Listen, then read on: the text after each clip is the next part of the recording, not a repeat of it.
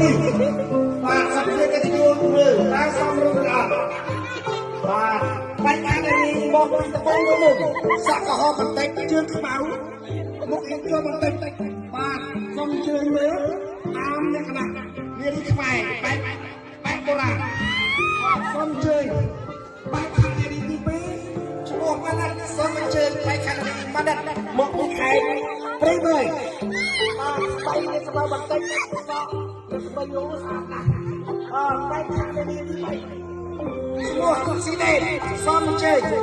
អាយ៉ាសូមអរបែបខាងនេះទី3រៀងនេះបែបខាងនេះទី4រៀងទៅអាយោបែបខាងនេះទី4មិនស្អាតអាយោអត់ចាបាទខាងនេះទី4អូស្លៀកយ៉ាងទឹកទៅសំរុំជាមួយស្បែកកាត់អាយោបែបខាងនេះចុងក្រោយគាត់មានផ្ទៃពោះបណ្ដៃគាត់ប្រឡងដើម្បីយកលុយសម្រាប់ទៅបាទកំជើងបែបខាងទី5